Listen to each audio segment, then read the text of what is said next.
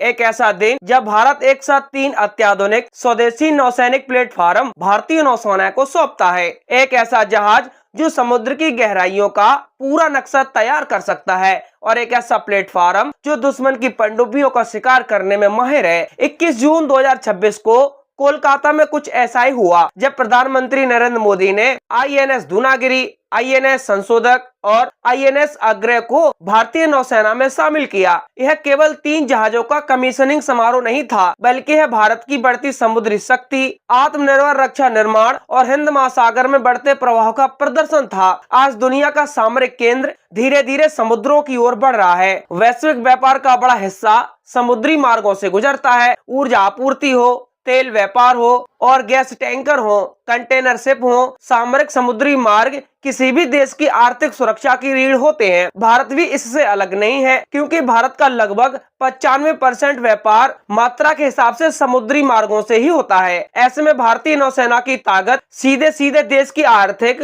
और राष्ट्रीय सुरक्षा से जुड़ी हुई भी है। इसी पृष्ठभूमि में प्रधानमंत्री नरेंद्र मोदी ने कोलकाता में आयोजित समारोह में कहा कि किसी भी देश की आर्थिक समृद्धि, सुरक्षा और रणनीतिक प्रभाव के लिए मजबूत समुद्री शक्ति बेहद आवश्यक है। उन्होंने ये भी कहा कि भारत अब केवल हथियार खरीदने वाला देश नहीं रहना चाहता, बल्कि दुनिया के प्रमुख रक्षा निर्माताओं में शामिल होना चाहता है। दोस्तों, सबसे पहले हम बात करते हैं INS दूनागिरी की। यह प्रोजेक्ट 17A के तहत विकसित एक अत्याधुनिक स्टील्थ गाइडेड मिसाइल फ्रिगेट है। जैसा कि आप जानते हैं कि स्टील्थ तकनीक का अर्थ होता है कि जहाज को इस प्रकार डिजाइन किया जाता है कि दुश्मन के रडार पर उसकी पहचान करना मुश्किल हो जाए। आपको बता दें कि आधुनिक नौसैनिक युद्ध में यह क्षमता बेहद महत्वपूर्ण मानी जाती है, क्योंकि जो पहले दिखाई देगा वही पहले निशाना बनेगा। दूनागिरी को इस प्रकार डिजाइन किया गया है कि उसका रडार सिग्नेचर कम से कम हो, लेकिन दूनागिरी की ताकत केवल इसकी स्टील्थ क्षमता तक सीमित नहीं है। यह जहाज बहुभूमिका युद्ध क्षमता से लैस है। रिपोर्टों के अनुसार इसमें ब्रह्मोस जैसी सुपरसोनिक मिसाइलों को तैनात करने की क्षमता है। साथ ही यह दुश्मन के जहाजों,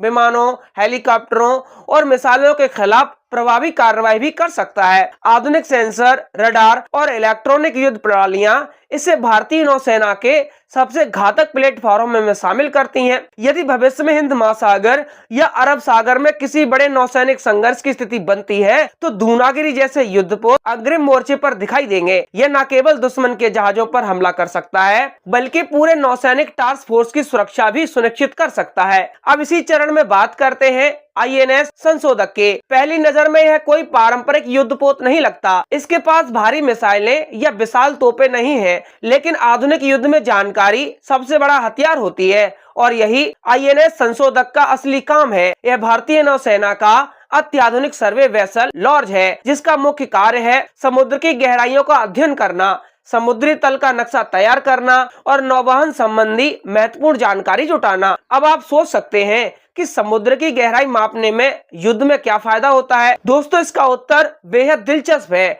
यदि किसी नौसेना को समुद्र के नीचे की संरचना का सटीक ज्ञान हो, वह अपनी पनडुब्बियों और युद्धपोतों को अधिक सुरक्षित तरीके से संचालित कर सकती है। दुश्मन की पनडुब्बियों का पता लगाने में भी ऐसी जानकारी महत्वपूर्ण भूमिका निभाती है। यही कारण है कि दुनिया की बड़ी नौसेनाएं हाइड्रोग्राफिक सर्वेक्षण को अत्यधिक महत्व देती हैं। INS संशोधक को कई विशेषज्ञ एक तैरती हुई समुद्री प्रयोगशाला भी कहते हैं। इसमें अत्याधुनिक हाइड्रोग्राफिक उपकरण, multi beam echo sounder, autonomous underwater vehicles और उन्नत डेटा संग्रह प्रणाली मौजूद है। यह जहाज केवल सैन्य कार्यों तक सीमित नहीं रहेगा, बल्कि समुद्री अनुसंधान, आपदा प्रबंधन और खोज एवं बचाव अभियानों में भी महत्वपूर्ण भूमिका निभाएगा। अब आते हैं तीसरे प्लेटफॉर्म पर, और वो है INS अग्रय। यह एक anti submarine warfare shallow water craft है। सरल भाषा में कहें तो इसका मुख्य काम दुश्मन की पनडुब्बियों का शिकार करना है। आज के समय में पनडुब्बियां किसी भी नौसेना की सबसे खतरनाक संपत्तियों में गिनी जाती हैं, क्योंकि वे पानी के नीचे छिपकर अचानक हमला कर सकती हैं। भारत के सामने यह चुनौती और भी बड़ी है,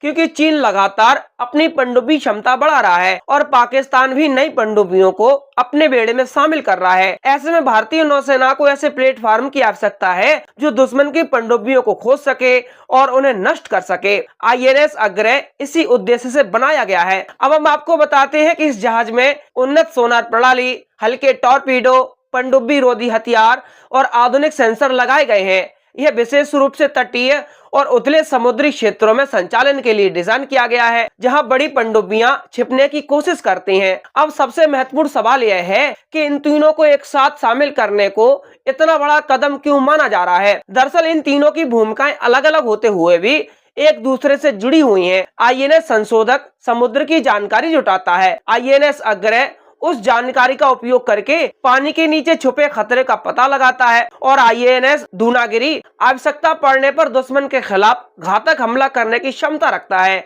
यही कारण है कि रक्षा जानकार इन्हें भारतीय नौसेना के एकीकृत समुद्री युद्ध नेटवर्क की दिशा में महत्वपूर्ण कदम मान रहे हैं। इन तीनों जहाजों का एक और महत्वपूर्ण पहलू भी है, और वो है आत्मनिर्भर भारत। इनका डिजाइन और निर्माण भारत में ही किया गया है। इससे स्पष्ट संदेश जाता है कि भारत अब रक्षा क्षेत्र में विदेशी निर्भरता कम करने की दिशा में तेजी से आगे बढ़ रहा है।